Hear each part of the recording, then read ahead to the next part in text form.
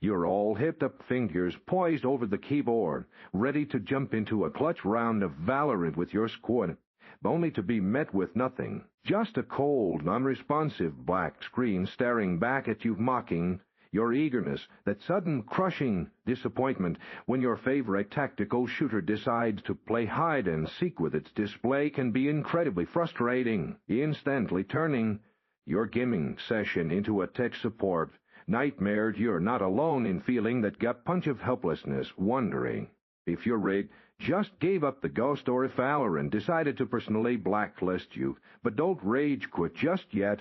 We've all been there, Ben. The good news is most black screen woes have straightforward solutions. Stick with me, and by the end of this video you'll have the knowledge to troubleshoot and banish that black screen for good, getting you back into the action faster than a jet dash. Kicking things off, your graphics drivers are often the prime suspect when VALORANT throws a black screen tantrum. Outdated, corrupted, or even beta drivers can cause all sorts of display havoc. Make sure you're running the absolute latest stable version for your GUI directly from NVIDIA and or Intel's websites. Sometimes a clean installation using a tool like the GUI is the only way to truly flush out old driver conflicts that might be lurking.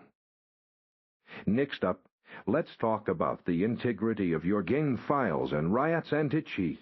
Vanguard corrupted game data can easily lead to a black screen, so head into the VALORANT client, find the settings, and initiate a verify game file scan. If that doesn't do the trick, try a quick reinstall of Vanguard. It's often the unsung hero or villain behind many VALORANT-specific issues. Just remember to reboot your afterward to let everything settle. Believe it or not, sometimes a black screen happens because the game is trying to launch at an unsupported resolution or display mod. If you can't even get to the settings, you might need to manually reset VALORANT's config files. You can usually find these in your updated folder. Deleting them forces the game to regenerate fresh default settings on its next launch. This can be a lifesaver if a bad setting is locking you out completely. Finally, don't underestimate the power of running VALORANT with administrative privileges, especially as Windows and Riot continue to update their systems. Right-click the game shortcut and select Run as Administrator to give it the necessary permissions.